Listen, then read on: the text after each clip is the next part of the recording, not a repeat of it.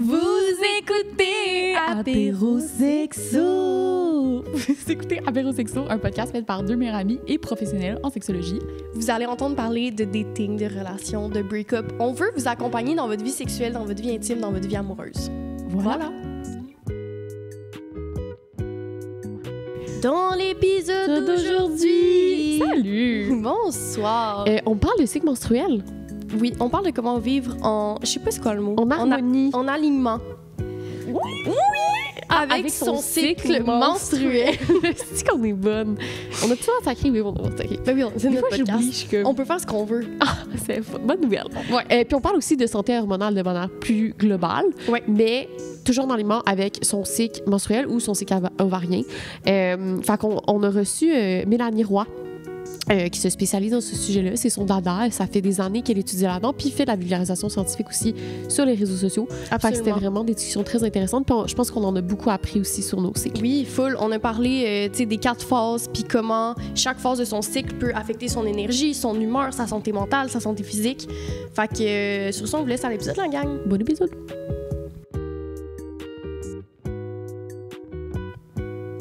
L'épisode d'aujourd'hui. En fait, tous les épisodes sont présentés par nos 4 partenaires Qu'on officiels. aime tellement fort! En premier, Devon & Lang. Oui! Compagnie de sous-vêtements canadienne. Très doux, très colorés. On les aime.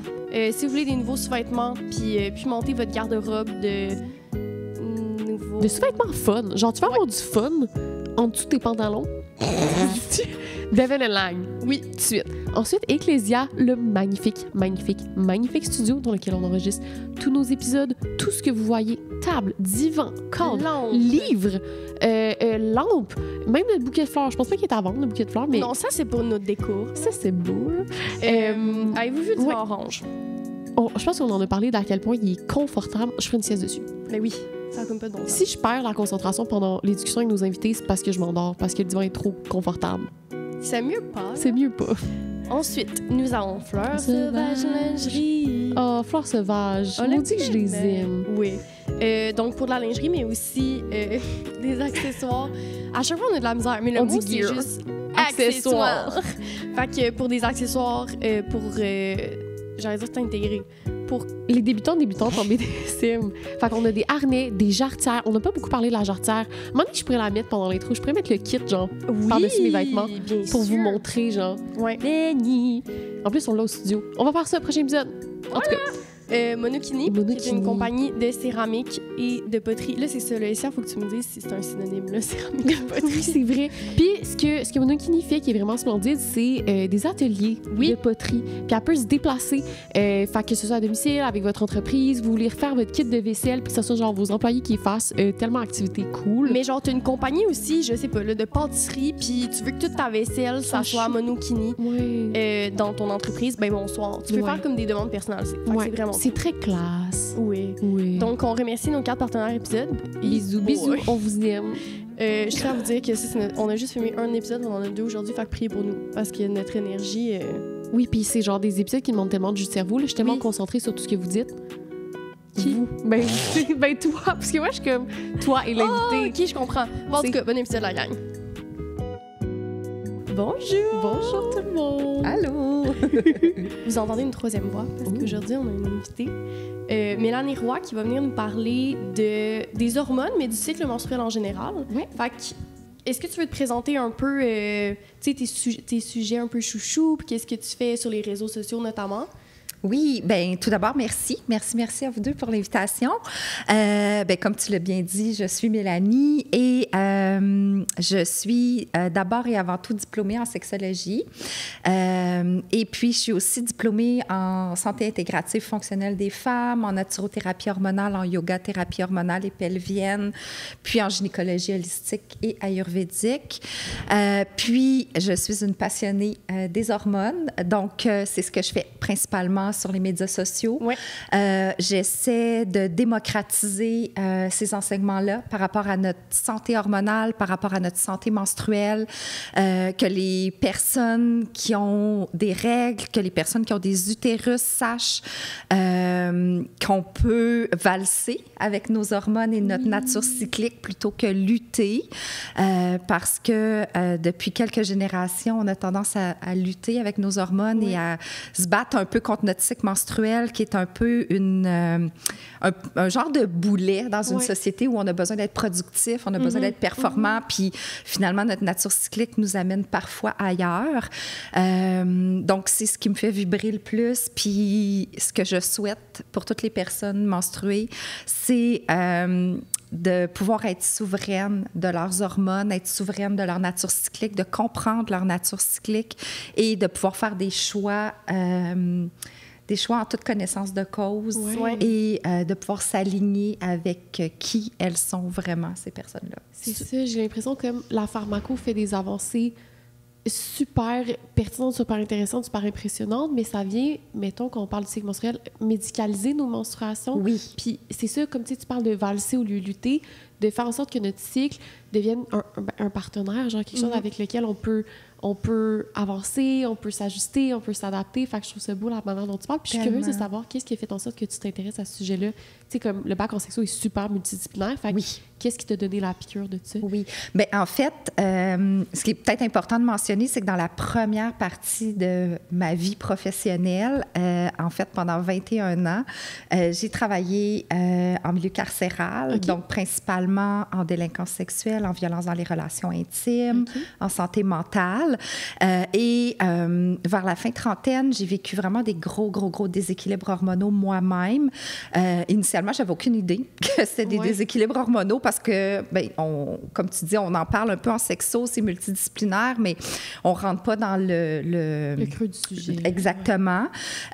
Puis, comme tu l'as mentionné aussi, la médecine conventionnelle a tendance à beaucoup médicaliser tout l'aspect de notre nature cyclique qui est associé à notre cycle menstruel. Donc, à ce moment-là, j'ai cherché des réponses, évidemment, parce que j'avais des règles qui étaient absolument hémorragiques, j'avais des douleurs menstruelles vraiment intenses, puis je me suis mis aussi, à un moment donné, à avoir des symptômes plus psychologiques, émotionnels en phase prémenstruelle.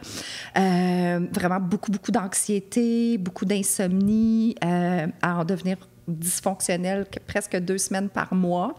Puis, à ce moment-là, j'ai consulté des médecins, endocrinologues et tout, puis j'avais comme un feeling que c'était mes hormones, mais tout le monde me disait « Ah non, t'es trop jeune, ça peut pas être tes hormones » ou « Tant que t'as un cycle menstruel, ça peut pas être tes hormones. » Puis, à ce moment-là, bien, ce qu'on me prescrivait, il y avait 2 options, soit les antidépresseurs ou la pilule contraceptive. Puis, j'ai rien contre ces options-là qui peuvent être très saines et utiles dans certains cas, mais dans mon cas à moi, j'avais vraiment pas l'impression que c'était de ça dont j'avais besoin. J'avais juste besoin qu'il se passe quelque chose de plus profond pour réaligner mon cycle, mes hormones. Et c'est là où je me suis mise à me former par moi-même, à lire. Comme je le mentionne souvent, je suis un peu comme une training junkie. Plus que j'apprends, plus que j'ai l'impression de rien savoir. Puis, je continue de me former. Donc, c'est là où je me suis formée en plein de trucs. Mais vraiment, comme la porte qui m'a ouvert sur ce monde-là, c'était vraiment la yoga-thérapie hormonale que j'ai découvert puis qui a complètement changé ma vie. Mais la yoga-thérapie, ça vient pas juste avec des postures de yoga. Non, encore une fois, dans notre vision super occidentale, le yoga, on voit ça un peu comme des postures presque acrobatiques parfois. Puis encore une fois, beaucoup dans la productivité puis la performance. Mais la yoga-thérapie hormonale, dans le fond, ça venait avec un mode de vie, ça venait avec l'alimentation, ça venait avec la gestion du stress. Puis très holistique, là, comme... Oui, c'est ça, la gestion du cycle, apprivoiser son cycle. Puis, ben c'est de là que c'est venu. OK, super intéressant. Fait que c'est de toucher, tu sais, à la base du problème au lieu d'encore aller avec des pansements absolument. D'aller dans comme, mais prendre des antidépresseurs, la pilule contraceptive qui ne touche pas aux bases, au fondement du problème. Exactement. Puis, tu sais, comme je disais tantôt, dans certains cas, c'est super essentiel absolument. parce que, bon, on rentrera pas là-dedans, c'est pas le sujet de l'émission, mais, tu sais, dans certains cas, pour pouvoir aller travailler les bases, on a besoin de mettre un plaster sur le bobo, là, pour être capable de stabiliser suffisamment, puis aller travailler en profondeur. Ouais. Mais effectivement, si on veut des changements durables, puis si on veut reprendre notre pouvoir sur notre corps, c'est là où c'est essentiel d'aller aux bases. Ouais. Puis les bases, ben c'est notre mode de vie, c'est notre alimentation, c'est notre sommeil, c'est le fait de prendre soin de soi, de vivre le plus possible en alignement avec qui on est profondément, puis de décrocher un peu des conditionnements sociaux où on est vraiment, entre autres, dans une société qui veut produire toujours plus, qui veut performer toujours plus, puis on est super conditionné à ça, fait que peu importe où on est dans notre cycle menstruel, on cherche à performer, à produire, mais c'est pas nécessairement aligné avec les 4 phases, avec les 4 saisons de notre cycle menstruel, d'être tout le temps dans une énergie super yang, super masculine, super active. Il y a des phases où nos hormones nous appellent le repos, la douceur, la lenteur. Donc, ça va être ma prochaine question, justement. Puis, juste te rapprocher ton micro un petit peu comme ça. Justement, tu parles des 4 phases. J'aimerais ça qu'on rentre dans les bases parce que même, tu sais, on a posté une story la veille de l'épisode où on demandait c'est quoi vos questions sur les cycles menstruels qu'on pouvait poser pendant l'épisode à Mélanie, qui est toi. Puis, il y a encore des gens, malgré le fait qu'on en parle dans nos cours d'éducation à la sexualité à l'école, malgré que comme tu sais, la vulgarisation qui existe puis les ressources existent, il y a comme un mystère autour de comme, c'est quoi les phases du cycle? Oui. Si tu voudrais comme nous vulgariser ça rapidement, comme comment se déroule un cycle menstruel? OK. Donc, le jour 1 du cycle, dans le fond, c'est le premier jour des menstruations, donc des vrais segments. On ne compte pas le spotting quand on compte le début de notre cycle menstruel. Puis, la phase menstruelle, qui est la première phase, moi, j'aime bien parler de saison du cycle aussi, qu'on compare vraiment à l'hiver. C'est la phase où les hormones sexuelles sont les plus à plat. Donc, quand on parle d'hormones sexuelles, on parle entre autres des estrogènes qui se divisent en 3 catégories, l'estradiol, l'estriol et l'estrone. L'estradiol qui est vraiment la superstar des estrogènes pour notre cycle menstruel. Pourquoi c'est la superstar? Oui, la superstar. Et ensuite de ça, il y a la progestérone qui est à plat aussi, dont on va reparler un petit peu plus dans la phase lutéale, qu'on appelle aussi la phase prémenstruelle. Et il y a la testostérone, qui est une hormone androgène, en fait, qu'on associe souvent plus aux personnes masculines ou à la biologie masculine, mais les personnes avec des utérus, les femmes aussi, on a de la testostérone. Donc, ces 3 hormones-là sont les plus à plat pendant le cycle menstruel et c'est un peu pour ça aussi qu'on compare souvent cette saison ou cette phase du cycle-là à l'hiver, parce que l'hiver, justement, c'est comme la mort de la nature.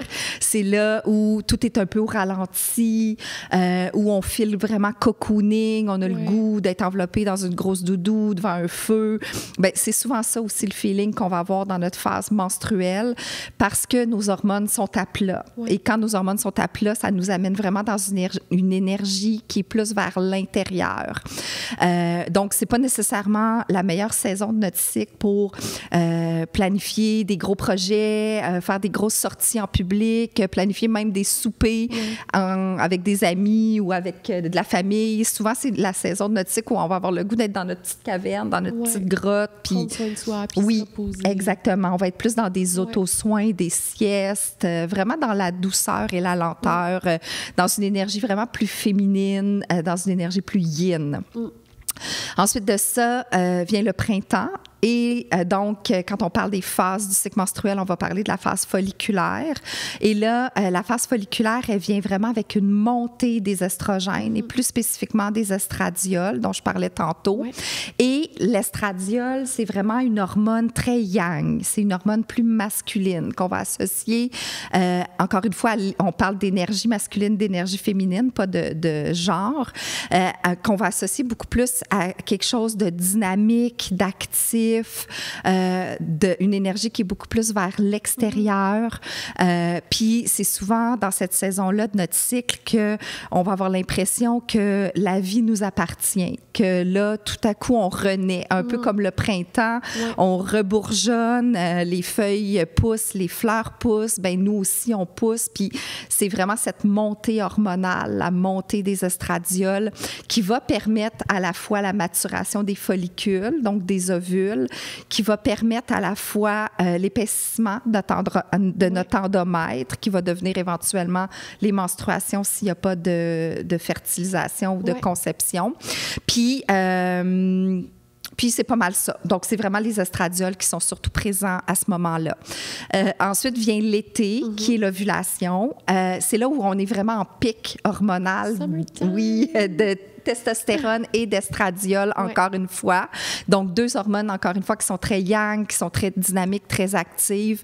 Puis, quand on parle de cadeaux de notre cycle menstruel ou des phases de notre cycle menstruel, la phase folliculaire, la phase ovulatoire, donc notre printemps, notre été, c'est vraiment nos phases de renaissance et d'effervescence. Donc, c'est vraiment là, souvent, où notre énergie va être beaucoup plus tournée vers l'extérieur, puis où on va avoir vraiment plus d'énergie pour socialiser, pour faire des présentations, pour enregistrer des podcasts, pour être vraiment en relation avec les autres.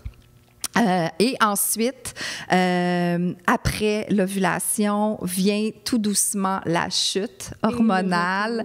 Et c'est souvent dans cette chute hormonale, donc chute de la testostérone, chute de l'estradiol, et remontée à ce moment-là de la progestérone, parce que la progestérone, elle est sécrétée par une glande éphémère qu'on appelle le corpus luteum ou le corps jaune.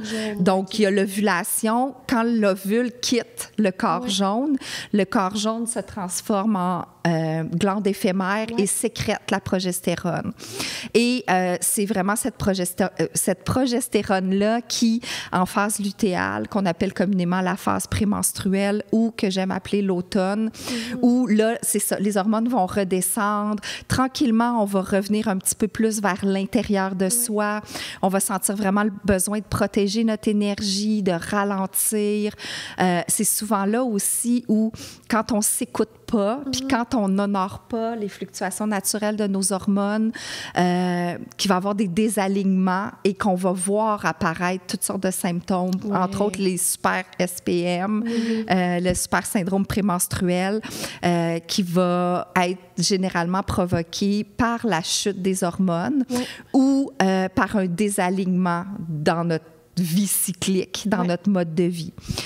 Puis après ça, ben là, les hormones descendent jusqu'à redevenir à plat. Puis là, c'est les menstruations qui recommencent. Donc, c'est vraiment un cycle généralement qui va se situer entre 21 et 35 jours. Donc, on parle de plus ou moins 3 semaines à 5 semaines. Puis c'est ça qui est fascinant, c'est que les hommes aussi ont un cycle hormonal, ou les personnes de biologie masculine ou qui n'ont pas d'utérus.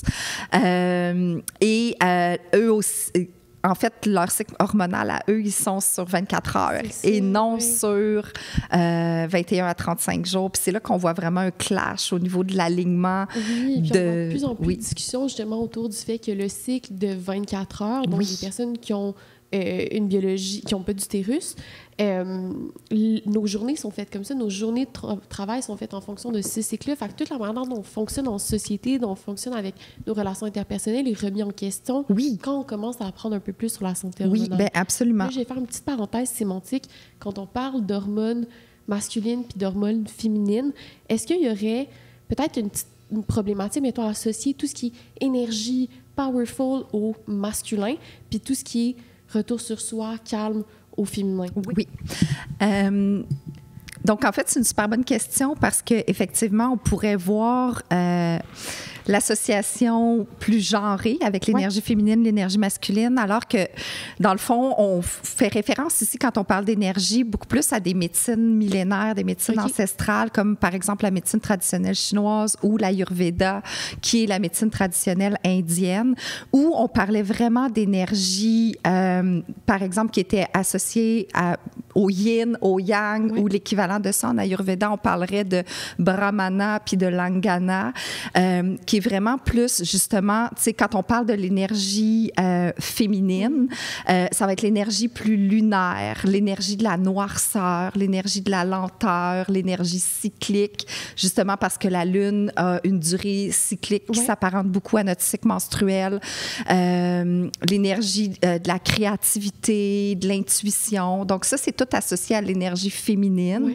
Puis l'énergie masculine, encore une fois, en prenant ses bases dans des médecines traditionnelles ancestrales, ça va être une énergie plus solaire. Donc, encore une fois, on voit le parallèle entre ce que tu disais tantôt, le cycle hormonal masculin qui est sur 24 heures, ou pour les personnes qui n'ont pas d'utérus, et l'énergie solaire, l'énergie très lumineuse, l'énergie très active, puis oui, on est plus comme dans cette énergie-là, là, dans l'énergie du faire versus l'énergie de l'être.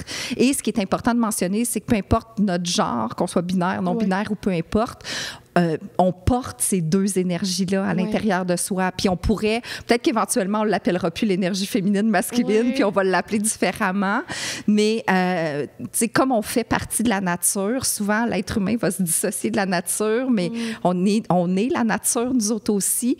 Puis tout dans la nature porte ces deux énergies-là, ces deux énergies cycliques-là, mais qui sont sur des cycles de durée différentes. Okay. Donc, je trouvais ça important de faire la précision, justement. Fait qu'on vient toucher à, justement, on appelle ça hormones féminines, masculines. Tu fais plus référence à des connaissances des traditions ancestrales plutôt qu'à nos perceptions post-contemporaine, contemporaine de la masculinité et de la féminité telle qu'on l'entend en société présentement. Oui, exactement. Okay. Puis en fait, c'est ça vraiment, quand on fait référence à l'énergie.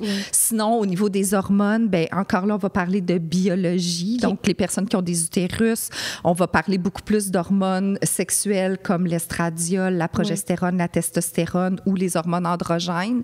Et avec les personnes qui n'ont pas d'utérus, là, on va parler d'estrogènes parce que ces personnes-là aussi ont des estrogènes et ont aussi la testostérone, les hormones androgènes, mais non pas de progestérone. Okay. Parce que la façon de produire la progestérone, c'est le corpus luteum et il faut une ovulation pour ça. Okay. Oui. Puis si, mettons, avant de parler des équilibres, on revient un peu au cycle et aux différentes phases, si c'est en équilibre, tu sais, nos hormones comme ça va bien, comment ça peut affecter la santé mentale quand même, la fluctuation d'hormones versus, tu sais, mettons, je pense à moi, quand j'étais sur la pilule, je me sentais un peu tout le temps la même personne, tout le temps sur le même mood, pas de up, pas de down, juste comme normal.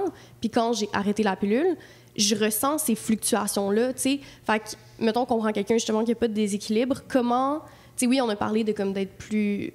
moins active, puis tout, mais comment quand on parle surtout des symptômes prémenstruels, j'imagine, là, qui affectent la santé mentale, à quoi ça pourrait ressembler? Tu sais, moi, c'est comme tout le temps les périodes où je me chicane plus, des trucs comme ça. Qu'est-ce qui pourrait expliquer ça? Tu sais, la santé mentale et le lien entre la santé mentale et les hormones. Bien, en fait, c'est super intéressant parce que les hormones sexuelles modifient la chimie de notre cerveau. Et particulièrement les estradiol. L'estradiol, qui est encore une fois la superstar des estrogènes, elle va vraiment être de très, très près liée avec la sérotonine. La sérotonine qu'on appelle souvent l'hormone du bonheur, mais en fait, c'est un neurotransmetteur, donc un précurseur des hormones. Et la sérotonine, on en a vraiment besoin. D'ailleurs, les antidépresseurs, c'est souvent des recapteurs de la sérotonine. Donc, les estrogènes vont être de très près liés avec la sérotonine et la sérotonine, elle est de très près liée, elle, avec la dopamine, qui est un autre neurotransmetteur, mais celui-là qui est associé beaucoup plus à la motivation et au plaisir proprement dit. Donc, quand on fluctue au niveau de nos hormones, c'est sûr que ça va avoir un lien sur notre humeur et sur notre capacité et notre volonté à s'engager dans des activités, à trouver de la motivation pour toutes sortes de choses. Donc, particulièrement, j'en ai parlé un petit peu tantôt avec les saisons du cycle, tout de suite après l'ovulation, on a une chute hormonale. C'est sûr que précédemment à ça, il y a une montée. Ouais. Donc, dans cette montée-là, souvent, c'est là qu'on va être le plus de bonne humeur, le plus engagé, le plus motivé, le plus festif. C'est là où il y a moins de problèmes, disons-le comme ça. C'est quand tu disais, oups, que tu avais tendance à plus te chicaner en phase prémenstruelle. Et quand on a des chutes hormonales, donc les chutes d'estrogène, il y en a 2, tout de suite après l'ovulation, puis tout de suite avant les menstruations, c'est là où souvent on peut sentir dans notre humeur qu'on va être tiré vers le bas. Puis encore là, je vais prendre l'exemple que tu m'as donné où quelqu'un aurait un cycle qui est en équilibre. Elle ne va pas nécessairement devenir dépressive parce que c'est pas normal. Encore une fois, j'aime pas utiliser la terminologie normale, mais si on parle de cycle sain, on devrait pas devenir dépressif ou anxieux en phase prémenstruelle, mais on peut devenir justement plus sensible. Puis quand je disais que ça modifie la chimie de notre cerveau, c'est qu'entre autres, quand on arrive avec des taux d'hormones un petit peu plus bas, comme en phase prémenstruelle, on va vraiment accrocher plus sur les détails. Puis ça, c'est pas parce qu'on est en SPM, c'est parce que notre cerveau accroche un petit peu plus sur les détails. Puis entre autres, souvent, l'exemple que je prends, c'est le fameux couvercle de toilette. T'sais, comme pendant tout notre cycle, il ne va pas nous déranger, mais si notre conjointe laisse le couvercle ouvert pendant notre phase prémenstruelle ou juste pendant qu'on a une drop hormonale, là, ça se peut qu'on le prenne pas. C'est là qu'on le remarque. Oui, c'est là qu'on va le voir puis que ça nous tape vraiment ses nerfs. Fait que... Comment on fait sens du genre de commentaires fondamentalement sexistes de « Coudon, t'es-tu dans ta semaine? » Oui. Parce que il y a un fond de oui, il y aura une irritabilité, oui, il y aura des douleurs, oui, il y aura des changements hormonaux qui fait justement qu'on accroche sur des petites choses. Puis comment on fait sens avec ça, avec ce genre de commentaires-là qui décrédibilisent un peu ce qu'on vit? Oui, mais en même temps, tu vois, il y a deux façons de le voir. Bien, il y a deux façons. Il y a différentes façons de le voir. Moi, souvent, je vais en profiter pour faire de l'éducation, justement, en disant, en éduquant sur nos fluctuations hormonales. Puis, en même temps, je pense pas qu'on doive tout relier avec le cycle menstruel. Là. On est des humains, puis c'est normal de ne pas être des flatlines, comme tu disais tantôt, par rapport à ta pilule contraceptive. Puis, d'un autre côté, moi, mon chum, dans nos premières années, avant que je me mette à y parler d'hormones tout le temps, puis qu'il comprenne mieux le cycle menstruel, il me le disait pas comme ça, mais des fois, il faisait des commentaires comme, c'est ça, je pense que tu avais d'avoir tes règles, ça se peut-tu? Puis en même temps, moi, personnellement, j'avais décidé de le voir comme un cadeau quand il me disait ça parce que je me disais, enfin, mon chum reconnaît ma nature cyclique et il l'observe. Et ça nous a amené à avoir des discussions sur, oui, c'est vrai que je suis vraiment beaucoup plus sensible pendant cette phase-là. Et merci de l'honorer et de, faire peut-être plus attention ou qu'ensemble, comme couple, on décide de faire un petit peu plus attention ou que je nomme un peu plus mes besoins aussi dans cette saison-là de mon cycle. Parce que l'autre chose, puis là, je m'éloigne de ta question, mais c'est que on nomme pas toujours nos besoins, puis on nomme pas toujours... là où on est dans notre saison ou dans notre phase menstruelle. Puis les gens ne peuvent pas deviner si on est plus sensible, si on est moins sensible, si on est... Oui, mais c'est une question pour laquelle il n'y a pas de réponse parfaite. Puis je pense que tout est une question de perception, mais oui... éduquons-nous, en fait. Juste s'éduquer, puis les personnes qui ont des utérus, on a une nature cyclique. On peut-tu comme juste en revenir, la moitié de l'humanité au moins a un utérus et a des cycles menstruels. Puis à travers l'éducation, ça permet d'avoir une collaboration un peu avec nos partenaires qui en ont pas d'utérus puis qui n'ont pas cette réalité-là. Puis je pense que le commentaire devient moins dérisoire, devient moins insultant. Absolument. Quand ça vient d'une intention de réelle curiosité puis d'intérêt. Puis je reconnais que tu es peut-être dans cette phase de ton cycle où c'est moins facile. Puis souvent, quand je travaille avec des clientes qui ont une nature cyclique, parce que c'est la majorité de ma clientèle, souvent, ils vont finir par mettre leur roue menstruelle ou leur cycle menstruel sur le frigo, par exemple. Comme ça, autant conjoint, conjointe, enfant, peu importe. C'est comme toutes les personnes qui habitent avec elles, avec ces personnes-là, vont savoir où est-ce qu'elles sont dans leur cycle. Puis ça peut amener des opportunités de super belles collaborations, de co-création, de mettre les enfants, par exemple, ou le partenaire, la partenaire à profit, dépendamment d'où on est dans notre cycle. Donc, je pense que la posture que moi, j'ai choisi d'adopter, c'est vraiment de le voir comme une fenêtre pour éduquer. Puis plus qu'on va éduquer, moins on va en avoir des commentaires comme ça. Tout à fait. Ça vient souvent, tu sais, des commentaires d'attaque. Puis ça a été souvent utilisé comme des moments où les femmes ont été plus colériques, tu sais. Fait que c'est comme associé aux femmes de comme... Tu montes tes émotions, tu montes ta colère, tu dois être dans ta semaine. Puis c'est utilisé des fois de façon que ça fait juste créer une chicane, tu sais, au lieu de, au contraire, tu reconnais qu'en ce moment, je suis plus irritable, je suis peut-être à une période hormonale plus, tu sais, où mes hormones descendent. Puis, fait qu'au contraire, tu sais, si la perspective, c'est plus, ben aide-moi donc, tu sais, à être en harmonie avec mon cycle au lieu... Parce que ces commentaires-là reviennent souvent à « j'aimerais ça que tu sois tout le temps pareil », genre « pourquoi ?» Tu sais, c'est comme s'ils ne reconnaissaient pas que nous, ça peut varier. Là. Exact. Fait que, tu sais, moi qui étais en relation avec des hommes cis toute ma vie, j'ai senti que c'était une attaque.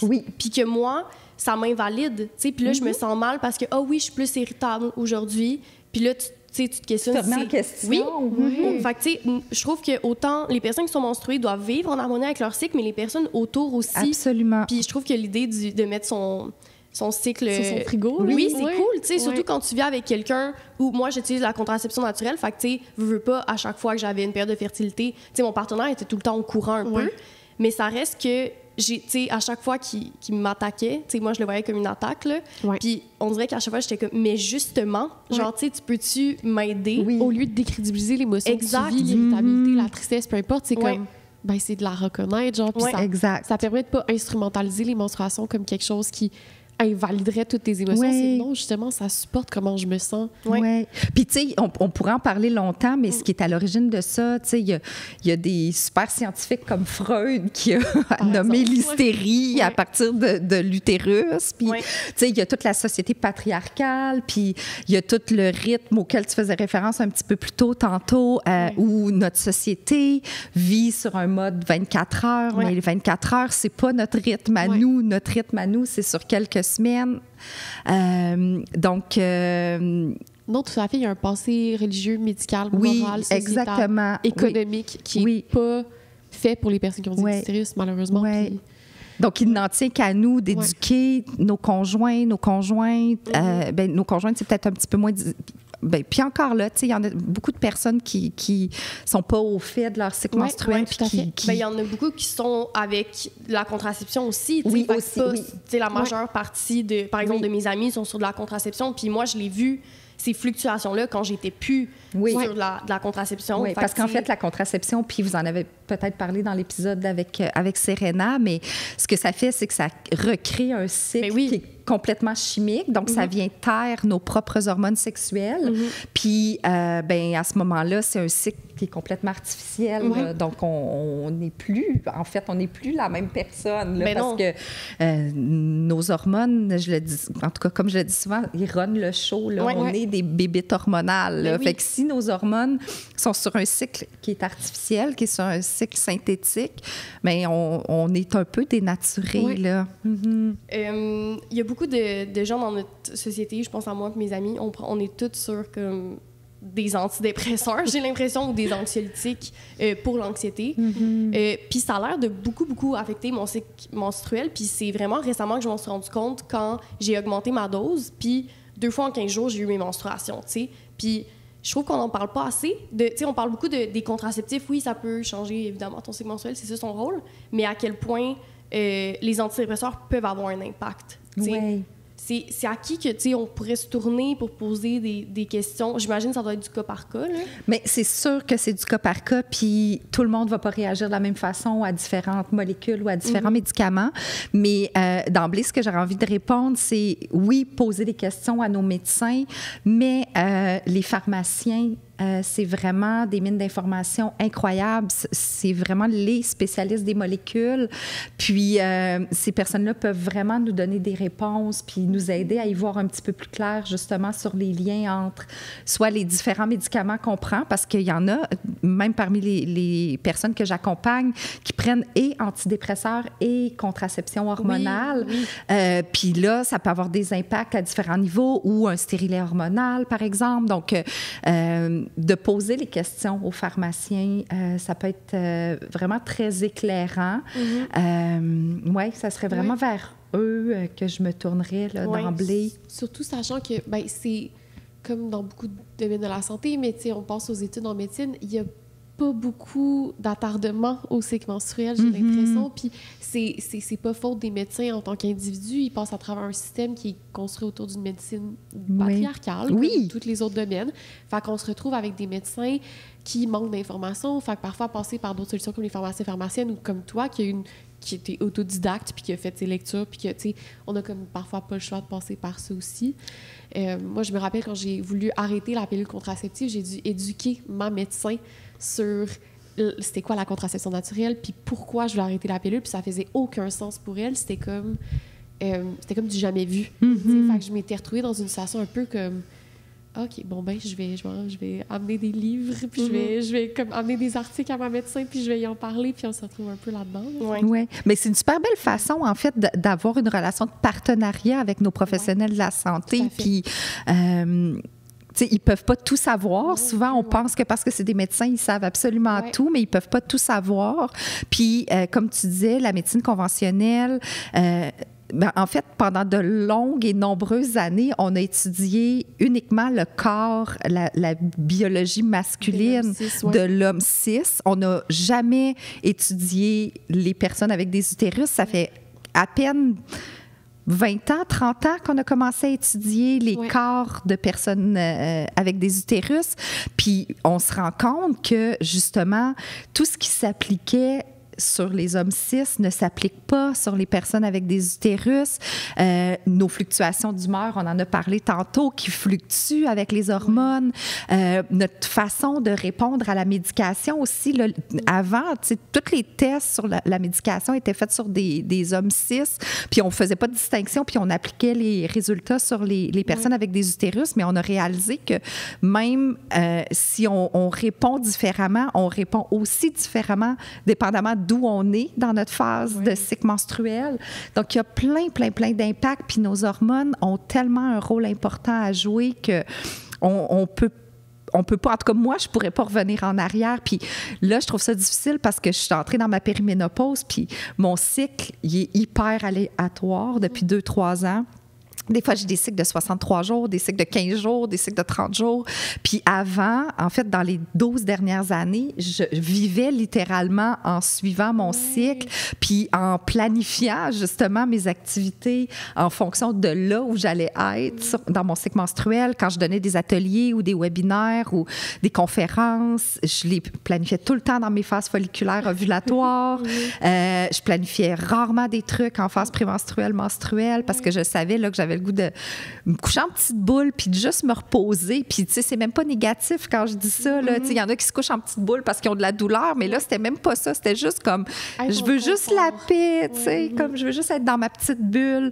Fait que oui, il y a des beaux cadeaux dans notre cycle menstruel, mais je pense qu'il y a des professionnels de la santé aussi qui ont besoin d'apprendre davantage sur cette nature cyclique-là. Oui, tout à fait. Oui. C'est beau aussi comme moi, c'est ça, je me dis, je veux commencer à prendre comme des notes de comment je me sens à travers mon cycle, parce que je commence à faire des petits changements de, je suis mon cycle, puis si je planifie un voyage, je sais que je peux le planifier comme, quand j'ai mes règles, par exemple. Fait que, d'apprendre un peu... C'est comme si on apprend à se connaître à travers nos cycles menstruels au lieu d'en être victime, puis de vouloir... Je pense que quand on essaye de vivre justement sur la vie, genre d'être tout le temps productive, blablabla, on est comme tout le temps en espèce de conflit avec notre cycle menstruel, puis on veut tout le temps un peu comme le rabaisser, puis de lutter, en fait, contre le cycle menstruel. Puis moi, c'était un peu ça que je faisais dans les dernières années. Puis là, dans les derniers mois, j'essaie d'être plus comme alignée avec comment je me sens, tu sais. Mais c'est pas facile de vivre dans une société où autant axé sur la performance. Puis, tu sais, même, je fais de la course à pied, puis j'ai de la misère à me dire, comme, OK, je vais me calmer, tu sais, dans mon cycle menstruel, quand j'ai mes règles, par exemple, où je me sens moins énergique, parce qu'autant que ça peut faire du bien aussi, tu sais. Oui. Pour les personnes actives, as-tu comme des conseils par rapport aux 4 saisons, comme, oui. tu sais, qu'est-ce qu'on pourrait faire, même si tu veux être active puis tu veux faire tu sais, la course à pied, c'est quand même intense, par exemple. Tu sais, est-ce que je devrais plus me tourner vers le yoga, par exemple, dans ces... Bien, il y a différentes façons de faire les choses, mais assurément que, dans le fond, quand on veut honorer notre nature cyclique, la première chose, c'est de suivre notre cycle. Donc, bravo de le faire. Puis, je ne sais pas de quelle façon tu le fais. Il y en a beaucoup qui le font avec des applications sur leur téléphone, mais il y a toute la façon de le faire un peu plus en forme de journaling. Puis, si on va, entre autres, sur le web, on peut trouver juste en cliquant mandala lunaire ou roue menstruelle ou certains termes comme ça. Puis, il y a vraiment des roues pour noter nos symptômes de nos règles qui vont apparaître. Puis c'est vraiment super intéressant. Moi, ce que j'aime bien faire ou ce que j'aime bien recommander aux personnes que j'accompagne de faire, c'est vraiment de noter dans mes différents corps comment je me sens. Comment je me sens à chaque jour, puis ça prend 2 minutes, là, dans mon corps physique, dans mon corps mental, dans mon corps émotionnel, dans mon corps énergétique. Puis sur 3-4 cycles, généralement, on est capable de voir des super belles tendances et c'est là où notre cycle peut vraiment devenir un cadeau parce que si on sait exactement quelles sont mes forces, comment je me sens à différentes saisons de mon cycle, je suis capable de valser. Puis là, je suis plus en situation de résistance, puis en situation de lutte, parce que je fais équipe avec mon cycle. Puis... dans le fond, quand tu parlais tantôt de sport, puis c'est la même chose pour n'importe quoi d'autre, toute la question de la productivité puis la performance, encore une fois, c'est une question d'hormones parce que quand on va à contresens, quand on fait des choses qui sont désalignées, quand on essaie d'être productive alors qu'on a besoin de repos, dans le fond, notre corps puis notre cerveau se mettent en situation de stress. C'est comme un stress, puis notre cerveau, il ne fait pas la différence. Notre cerveau primitif, il ne peut pas différencier si c'est un mammouth qui me court après ou si c'est la vie qui me malmène ou moi qui me malmène. Fait que, dans le fond, lui, il va se mettre en situation de survie. Puis, le corps et le cerveau, c'est des bébites intelligentes, ils vont toujours privilégier la survie à la reproduction. Donc, c'est sûr que la cascade des hormones sexuelles va être perturbée par la sécrétion de cortisol. Le cortisol qui est notre principale hormone du stress. Pour ce qui est du sport, effectivement, ça a été documenté. Puis d'ailleurs, il y a une étude qui est sortie par Harvard il y a quelques années, puis qui a clairement fait un lien sur le type d'entraînement physique selon les phases menstruelles et la fertilité. Puis on sait que la fertilité, c'est notre cycle menstruel. Donc, ça va tout ensemble, que l'objectif soit de créer la vie ou non.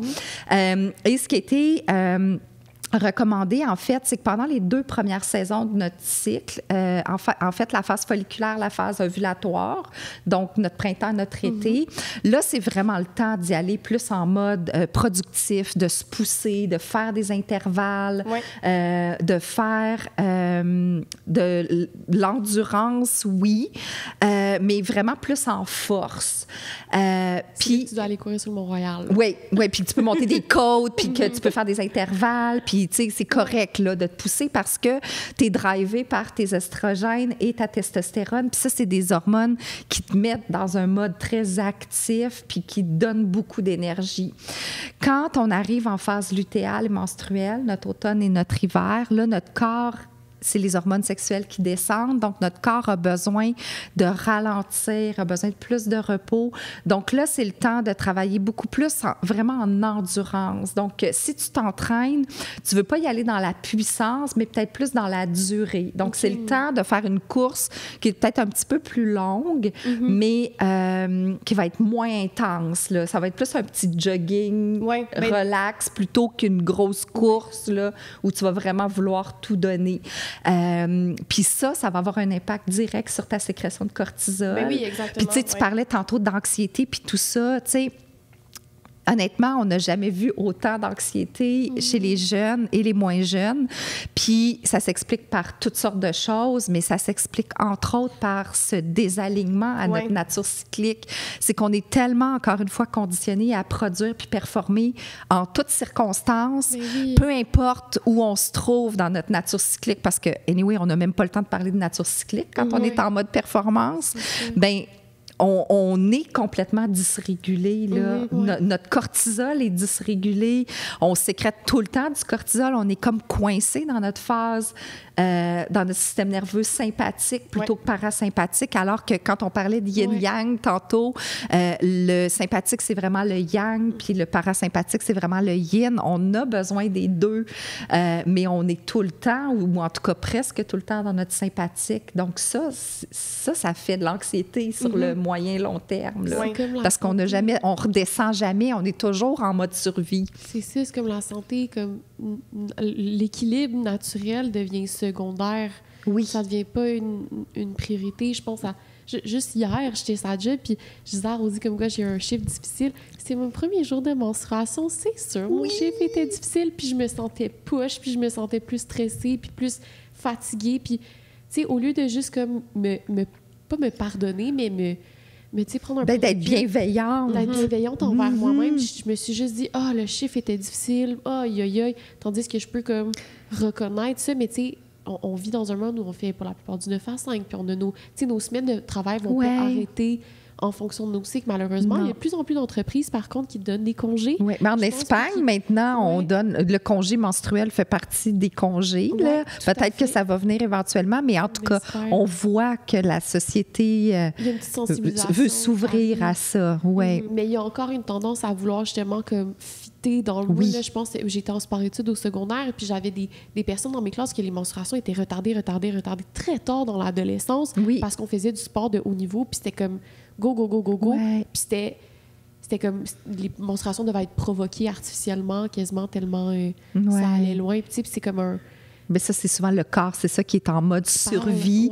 Puis parfois, dans le sport de haut niveau aussi, il y a des carences nutritionnelles au niveau de l'alimentation. Des fois, il y a des troubles alimentaires qui vont impacter aussi les règles, puis la ménarche. Mais souvent, dans le sport de haut niveau, ce qu'on va voir, c'est ça, c'est vraiment comme le cortisol puis le système nerveux sympathique qui sont hyper activés, là. Mais j'ai envie de rebondir sur ce que tu disais, puis de peut-être juste t'inviter et inviter les personnes qui nous écoutent à peut-être quand on s'attrape à se dire j'étais pas bonne aujourd'hui, puis c'était difficile, puis tu sais, juste de reconnaître que ben oui, c'est ça, j'étais dans mon jour 1, puis c'était une journée où j'avais besoin de peut-être plus de douceur, puis c'est pas ça. C'est pas ça qui s'est passé. Puis en même temps, pour ramener cette douceur, parce que la réalité, c'est ça, c'est qu'on peut pas fermer boutique puis lâcher nos jobs une semaine par mois. C'est juste quand on revient à la maison ou quand on a des opportunités pendant notre quart de travail, que ce soit d'aller se cacher aux toilettes 2 minutes ou peu importe, de juste aller respirer ou juste d'aller dehors, d'aller respirer, mettre les mains sur notre cœur, prendre le temps d'être dans une société qui veut qu'on soit dans le faire tout le temps, juste pour rappeler à notre cerveau que le calme existe encore, puis qu'on n'est pas, il n'y en a pas de mammouth, là, tout va bien. Puis quand on arrive chez nous, de se connecter au plaisir aussi, puis de faire des choses qui nous mettent en joie, puis ça vient rééquilibrer la journée plus difficile à cause du jour 1, le fait que, OK, tu sais, oui, cette journée-là, elle était plus exigeante pour moi, mais là, je m'offre quelque chose qui me fait du bien. Oui, c'est ça. Je pense que tu as utilisé le mot bienveillance, qui est comme un bon mot, là, de se donner de la bienveillance, puis d'être doux envers soi-même. Ça peut être dans le sport, d'être comme, OK, ben je vais être bienveillant avec l'énergie que je peux donner aujourd'hui, puis je vais adapter ma course, je vais adapter comme ce que je peux donner au travail, je vais adapter ce que je peux... les projets que je vais commencer. C'est correct de retarder des projets à une semaine plus tard si jamais. Tellement. De comme, puis même de mettre nos collègues à profit, tu sais, au travail. Tu sais, ça peut être des conversations qu'on a avec nos collègues. Regarde, tu sais, je suis dans mon jour 1, là, je sens qu'aujourd'hui, comme mon énergie est vraiment plus basse, tu sais, peux-tu me donner un coup de main? Ou, tu sais, de ne pas hésiter. La même chose à la maison, si on a des enfants, si on a des conjoints, des conjointes, tu sais, de demander, d'ouvrir la discussion, puis de demander de l'aide, de nommer notre vécu, notre ressenti, de nommer nos limites, tu sais, puis d'accepter que, tu sais, ce soir, on va peut-être commander quelque chose parce que j'en ai pas de jus pour faire à souper, là, puis c'est correct, tu sais. Il faudrait qu'on check si les fois on commande plus souvent oui. la buffette, c'est quand on est dans notre semaine. Oui, je pense que quand on se comprend puis qu'on s'éduque, tu sais, sur notre cycle personnel, ça nous permet aussi d'avoir de l'empathie pour nous-mêmes, tu sais, puis aussi de faire des corrélations de comme « Ah oui, tu sais, je me sens comme ça », puis je trouve que ça nous permet d'être moins victimes parce qu'on comprend vraiment pourquoi. Puis ensuite, non seulement on peut adapter notre vie tous les jours, mais on peut adapter, tu sais, une semaine, tu sais, on voit que c'est une grosse semaine, ben tu sais, je devrais peut-être déplacer quelques meetings puis tout. Puis je trouve ça beau, mais dommage de voir à quel point ça affecte une vie. Puis que juste à comme 25 ans, je commence à comprendre ça, tu sais, que mon cycle menstruel, je vais vivre avec toute ma vie, tu sais. Puis que je devrais l'honorer au lieu de tout le temps lutter contre. Puis je trouve ça dommage qu'on n'en parle pas. Tu sais, on n'en parle pas assez, tu sais. On est tellement... Non, c'est ça. Puis dans les cours d'éducation sexuelle, en tout cas, je sais pas où est-ce qu'on est rendu dans le programme d'éducation sexuelle à l'école, mais tu sais, de mon souvenir, c'était vraiment très mécanique, là. Tu sais, on va expliquer un peu les montées hormonales, la libération de l'ovule, mais on l'associe beaucoup à comme le risque de grossesse ou, tu sais, à des choses qui sont vraiment plus mécaniques, techniques, mais jamais on fait de lien entre notre vécu émotionnel, notre énergie vitale, notre motivation, puis nos fluctuations hormonales. Jamais on nous explique que c'est normal.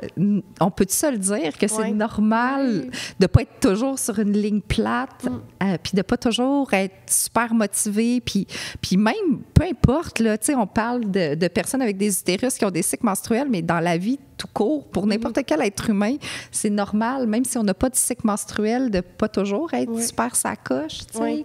Fait que, puis, tu sais, je veux rebondir sur ce que tu disais par rapport à on n'est pas des victimes.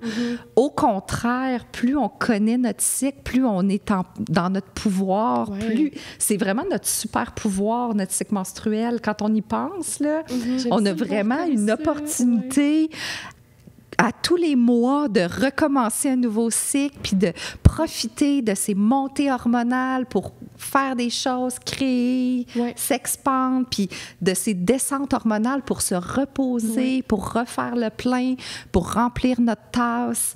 Moi, je trouve ça extraordinaire, là. Puis honnêtement, tu sais, je sais pas... D'un cycle à l'autre, ça va peut-être être mon dernier cycle menstruel, puis je le célèbre vraiment à chaque cycle depuis quelques mois. Là, c'est comme, j'honore vraiment ma nature cyclique parce que, c'est le fun. Mais c'est vraiment un signe, un symptôme de j'ai vu dans les notes que tu avais mis que c'est comme le 6e signe vital. Oui. C'est comme un indicateur de soi, de santé.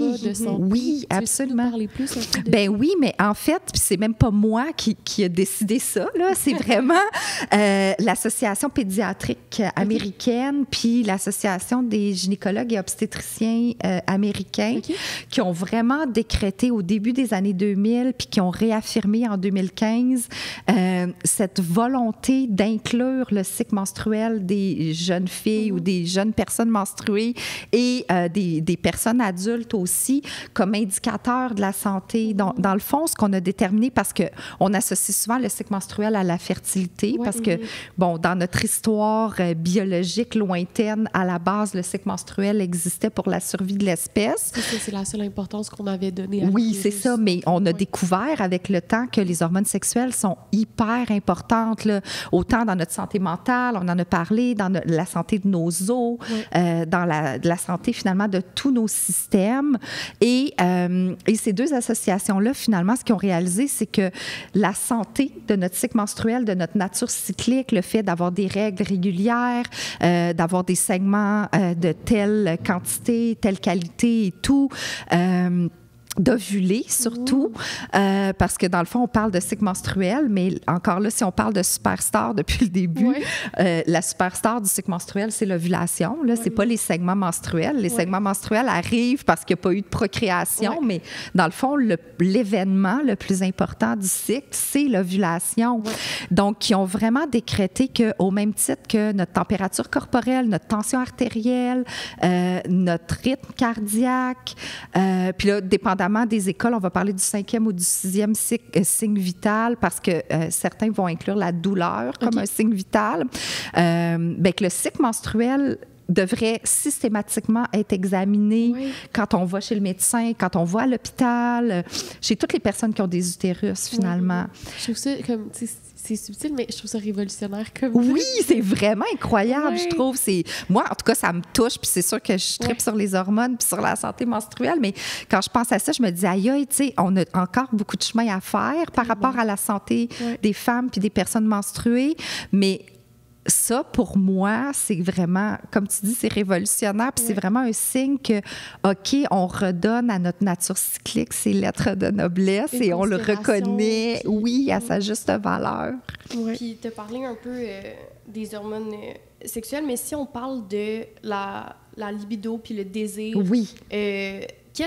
quelles hormones sont impliquées? À quel moment on pourrait sentir qu'on a plus de désir ou plus de libido dans un cycle, généralement? C'est sûr qu'on va faire des généralités. Oui, c'est ça. Puis effectivement, quand on parle, il y a toujours des nuances, puis il y a toujours des exceptions, puis chaque personne est unique.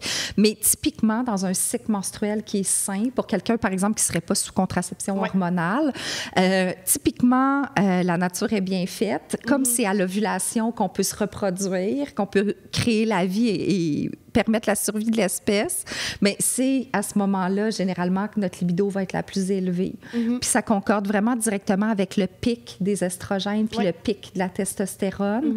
Donc, encore une fois, 2 hormones qui sont beaucoup plus actives, qui nous donnent beaucoup d'énergie, qui permettent, entre autres, la sécrétion de l'oxyde nitrique, qui est vraiment associée à l'excitation sexuelle, à l'orgasme. Donc, c'est vraiment les 2 hormones qui sont directement liées au cycle menstruel et à la libido.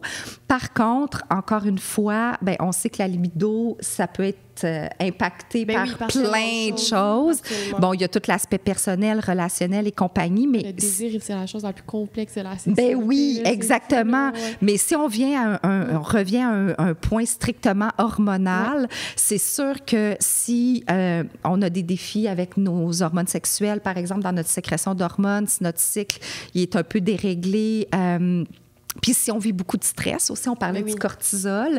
Le cortisol, dans le fond, quand on sursécrète du cortisol, donc quand on vit beaucoup de stress, beaucoup d'anxiété, ça va défaire un peu la cascade hormonale qui va faire en sorte que souvent on va se retrouver en ratio d'hormones sexuelles qui vont être comme pas nécessairement malsains, mais qui ne seront pas optimaux. Donc, c'est sûr que pas juste au niveau de nos préoccupations mentales. L'hormone qui est sécrétée quand on est stressé va être un bon antidote à la libido. Là. Mais généralement, si on parle d'un point de vue strictement hormonal, puis cycle menstruel, c'est vraiment surtout au niveau de l'ovulation qu'on va avoir un pic. Puis pour certaines, il va y avoir des pics aussi juste en phase, juste avant le début des règles, puis pendant les règles. Puis là, ça va être un petit peu moins hormonal, mais ça va être lié beaucoup plus à l'engorgement parce qu'on sait que notre utérus double de poids, double de format pendant nos menstruations. Donc, ça peut créer un engorgement pelvien. Pour certaines, ça va créer de la douleur, mais pour d'autres, c'est comme vraiment là, l'afflux sanguin il est vraiment optimal. Puis pour certaines, cette congestion-là va créer de l'excitation sexuelle aussi. Je suis super curieuse de savoir pourquoi, justement, je l'entends souvent, puis même moi, je l'expérimente, cette espèce de comme dose d'excitation pendant... Peut-être pour moi, moins la phase prémenstruelle, c'est plus vraiment pendant les règles. Je me retrouve à comme, vouloir plus aimer mes partenaires, vouloir plus de pratiquer la masturbation, les trucs comme ça. Fait que je me demandais pourquoi, parce que de manière hormonale, ça faisait comme pas de sens, mettons. OK, c'est très intéressant. Oui, absolument. Puis quand je parle de prémenstruel, on est vraiment comme le un jour ou deux. Là. On n'est pas dans la semaine puis les 2 semaines avant les règles. C'est vraiment quand l'utérus prend son expansion. Puis au niveau de la masturbation aussi, il y a quelque chose de très mécanique qui fait en sorte que la masturbation nous permet de sécréter. Oui, c'est ça, de sécréter de la dopamine, entre autres. Puis cette dopamine-là, ben, c'est un anti-inflammatoire naturel. Donc, ça vient aussi soulager les douleurs. Donc, notre corps est intelligent. Là. Il sait exactement de quoi il a besoin. Puis nous, ben, quand on est à l'écoute de ça, on peut mieux répondre à ces besoins-là qu'on a. Oui, je trouve ça le fun de parler de désir en fonction du cycle.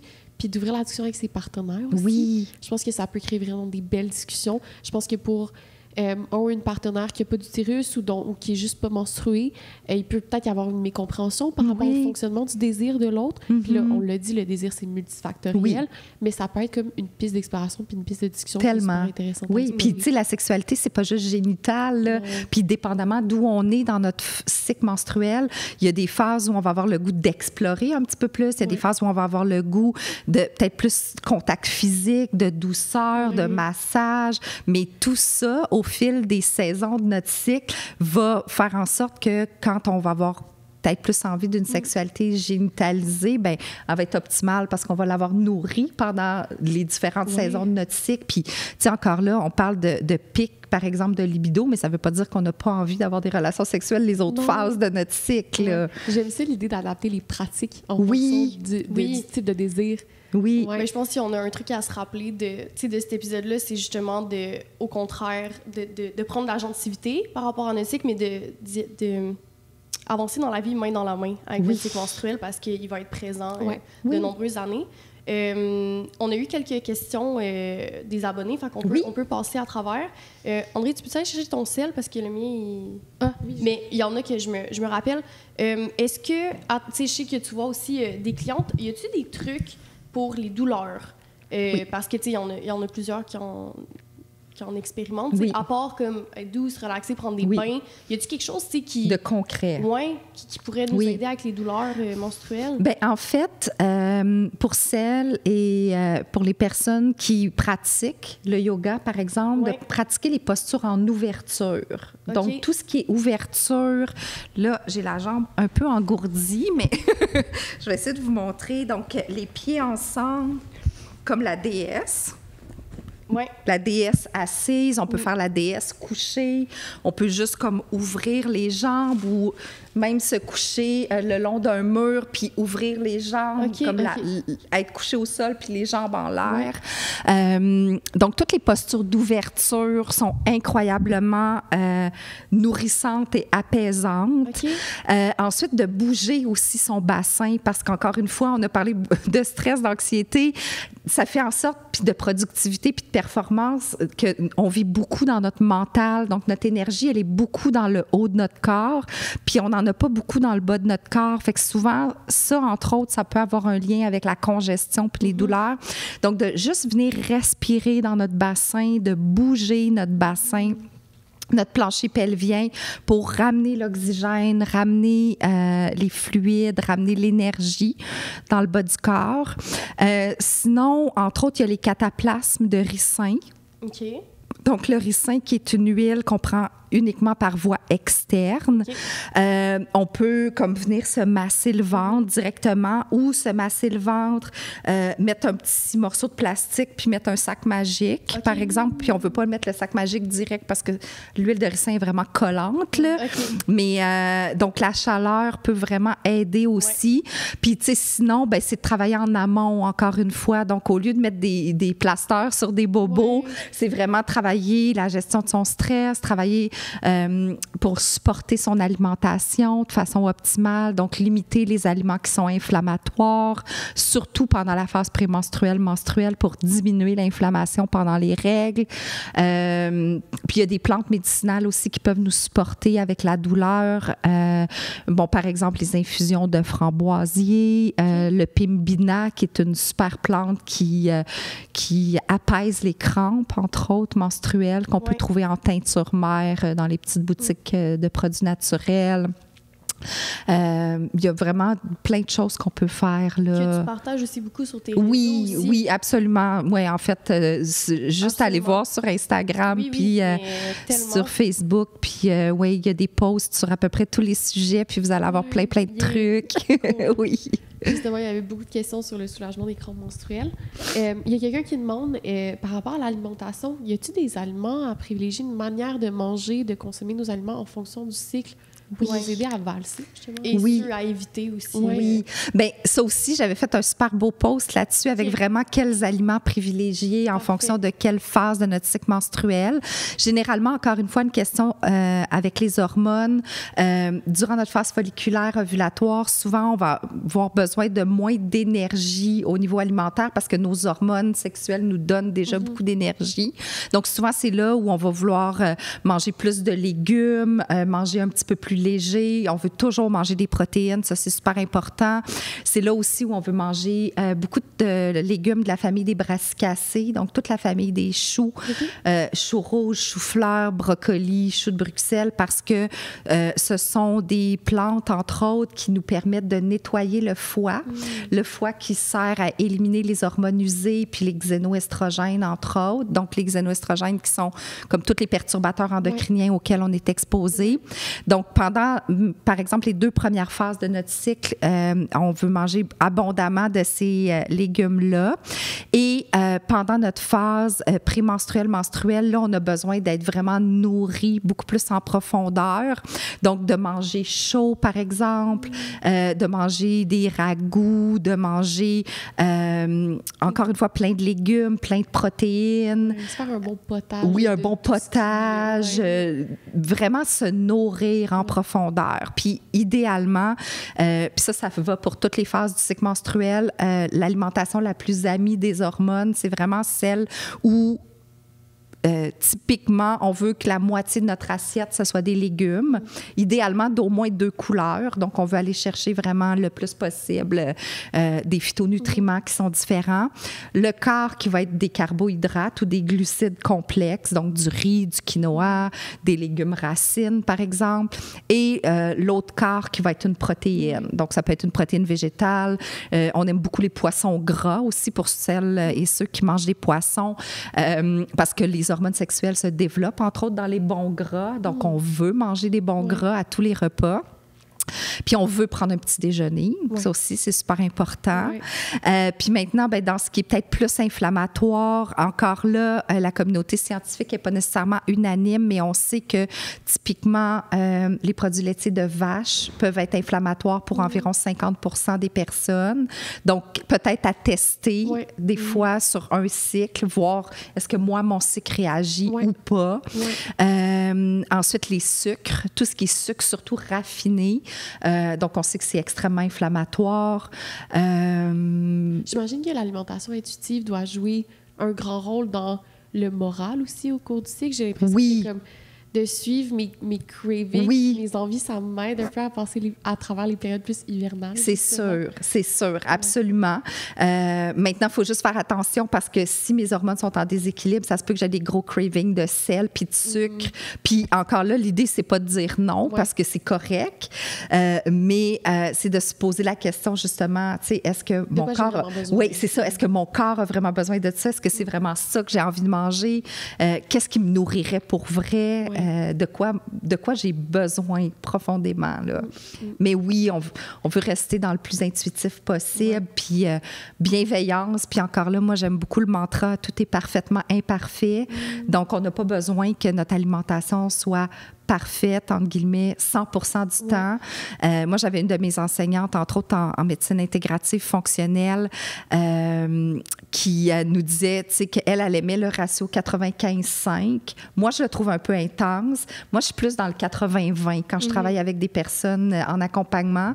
Donc, 80% du temps, j'essaye d'être optimale dans mon alimentation, tout en restant intuitive. Puis le 20% du temps, ben c'est là où j'ai le droit de manger un croissant au beurre, j'ai le droit de manger un biscuit au chocolat, puis j'ai le droit de... C'est ça. J'ai le droit. Y avait-il une dernière question où on peut passer aux confessions? Il y a quelqu'un qui demande jusqu'à combien de vulves peuvent être libérées en une fois lors de l'ovulation? Généralement, c'est une seule ovule, mais il y a entre 8 et 15 follicules qui vont maturer, qui vont être libérés. Puis, il y en a un à la fois, généralement, qui va maturer. c'est sûr qu'il y a des exceptions. Il y a toujours les grossesses gemelaires et compagnie qui peuvent arriver, mais généralement, c'est une seule ovule qui va être issue de entre 8 et 15 follicules qui vont avoir maturé. OK. Ouais. On a plein de questions, mais je pense qu'on va passer aux confessions sexues pour... D'habitude, on fait un petit chant. Ouais. OK. Les confessions sexues. Tu veux-tu commencer, Rosie? Oui, je peux y aller. En fait, je savais pas trop quoi faire comme confession, puis je me suis basée un peu sur tout ce qu'on vient de dire. En ce moment, je suis dans une période de ma vie où je date. Fait que je vais en date. Puis je me suis dit, une des premières étapes que je pourrais faire, c'est d'adapter mes activités de date à mon cycle menstruel. Fait que peut-être ne pas aller genre jouer aux quilles quand je suis dans ma période d'hiver, on va dire. Oui. Fait que d'adapter aussi mes dates, puis je pense que je vais essayer de plus en plus essayer d'honorer mon cycle en changeant mes activités. Puis ça va me permettre sûrement d'être plus alignée, plus présente, moins irritée aussi. Oui, d'être plus comme honnête. Je me rappelle d'une date où j'avais fait... c'était comme, on est allé prendre un verre dans un bar, mais tu sais, beaucoup de stimulation, beaucoup de bruit, puis j'étais dans mes menstruations, puis j'étais comme... J'étais pas là, j'étais pas présente, je me concentrais sur ma douleur, tu sais, j'étais pas comme... Tu sais, j'aurais pu repousser ou on aurait pu aller prendre un café en journée à la place, tu sais, faire quelque chose de comme... Une petite marche, écouter un film, Fait que ça va être le changement que je vais faire. Puis ça va peut-être être une façon, même si je pense pas que ça va tout sur nous à éduquer, mais de parler de comme, hey, tu sais, je ferais peut-être un truc plus relax parce que, tu sais, je suis dans ma semaine, j'ai envie d'aller comme slow. Fait que ça, je vais faire ça à partir de maintenant. Ça. Oui. Voilà. Fait que c'était ça, puis je vais prendre un moment aussi pour dire merci parce que j'ai tellement appris. Puis là, je suis comme, oh mon Dieu, je vais changer un peu, ben pas tout mon mode de vie, mais tu sais, je vais plus adapter en fonction de mon cycle. Puis j'étais un peu perdue dans tout ça. Puis je trouve que les saisons, ça aide à se rappeler. Vraiment. Tu sais, c'est comme un bon terme. Ça vulgarise bien, ça illustre bien. Oui, full. Ça permet de se rappeler. Oui, puis c'est vraiment comme l'hiver dans nos petits cocons. Oui, le printemps, c'est les bourgeons, c'est l'effervescence. L'automne, c'est les feuilles qui tombent. C'est comme... Oui, vraiment. Toi, est-ce que tu as une confession, une découverte? Bien, en fait, moi, c'est directement lié à ce qu'on a discuté aujourd'hui, puis c'est vraiment découverte. J'ai lu, il y a quelques jours, un nouvel article qui vient d'étudier, encore une fois, le lien entre le cycle menstruel et le cycle lunaire. On en parle depuis des millénaires dans les médecines traditionnelles, chinoises et indiennes, entre autres, en Ayurveda, mais c'est quelque chose qui a toujours été super controversé. Puis là, on vient d'ouvrir à toute cette chronobiologie, le fait que les personnes menstruées ou avec des utérus ont des liens, on est connecté à la nature, puis tout ça se fait dans la perspective où on veut essayer de supporter le plus possible les personnes qui veulent tomber enceintes parce qu'il y a beaucoup de défis de fertilité. Donc, pour moi, ça, c'est vraiment extraordinaire parce que j'aime beaucoup travailler avec les personnes qui n'ont pas de cycle menstruel, avec le cycle de la Lune, parce que c'est une belle façon de se reconnecter à notre nature cyclique et à cette mémoire cellulaire qu'on porte depuis des millénaires. Et aussi, dans cet article-là, on parlait, puis on a fait un clin d'œil à ça un peu plus tôt, de cycle ovulatoire plutôt que de cycle menstruel. Et ça, c'est comme, il est temps. On devrait vraiment parler de cycle ovulatoire plutôt que de cycle menstruel parce que l'ovulation, c'est ce qu'on veut le plus protéger. C'est l'ovulation qui nous permet de sécréter la progestérone, qui équilibre notre estrogène. Puis c'est vraiment elle, la superstar. C'est ça que tu donc, dis, oui, donc vive le cycle ovulatoire. Oh, c'est super, merci. Moi, ma confession, c'est une découverte aussi. J'ai découvert sur l'application de l'ONF un projet d'étudiants de l'UQAM qui ont fait un petit jeu sur le téléphone. Ça s'appelle Clit-moi, fait clitoris, mais clit, -moi. Puis ça n'a vraiment pas rapport avec le sujet de l'épisode d'aujourd'hui, là, mais je trouvais ça le fun parce que ça aborde le gap orgasmique. Ça vient sensibiliser à ça. Puis c'est un petit jeu que tu as sur ton ciel, puis c'est un clitoris, en fait, que tu viens stimuler de différentes façons. Fait qu'il te propose des manières de stimuler le clitoris. Fait que de pincer, de tapoter, de le flatter de haut en bas, de faire des ronds, des trucs comme ça. Puis entre chacune des étapes du jeu, il y a des petites pastilles éducatives sur le gap orgasmique, sur la découverte du clitoris ou sa première échographie ou sa première illustration dans des manuels de médecine ou des trucs comme ça. Puis je trouvais ça super comme initiative. Puis le jeu est vraiment cute. Le petit clitoris est vraiment cute. Puis tu finis le jeu comme plus éduqué. Puis tu as des nouvelles manières de te masturber. Fait que je trouvais ça vraiment le fun. Ça s'appelle Clit-moi sur le site de l'OMF. C'est bien cool. Ouais. Ben merci pour la belle découverte. Je ne connaissais pas.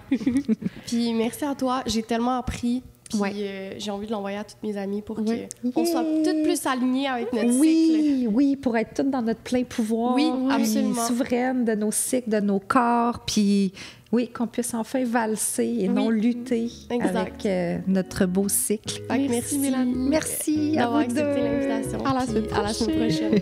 Merci. Merci d'être resté jusqu'à la fin. On va juste prendre un petit 30 secondes de votre temps pour remercier les partenaires qui rendent la saison 2 possible et le podcast. Donc, Ecclesia, qui est une boutique de fourniture vintage, Flore Sauvage Lingerie, une compagnie québécoise de lingerie, et Monokini, qui est une compagnie de céramique façonnée à la main à Montréal. Ouais, c'est vraiment grâce à eux qu'on est capable de faire la saison 2 puis vous offrir ces mots doux dans vos belles oreilles. C'est un peu bizarre. Non, mais c'est parfait. C'est ça. Puis je voulais aussi remercier les personnes qui rendent le podcast possible de différentes manières, comme Fred Tagvorian qui a fait notre musique, qui a la même musique depuis la saison 1. Ça vous berce dans vos... En tout cas, bref. Je me sens poétique aujourd'hui. Ensuite, non, on va. Gabriel Boutin qui a fait notre photo pour la saison 2, photo absolument magnifique sur laquelle on trippe. Et Guillaume Cadieux au montage qui nous tolère toutes les semaines. Exactement. Le nombre de rottes qui entendent, vous comprenez pas, là. C'est tout. À la semaine prochaine. À la semaine prochaine.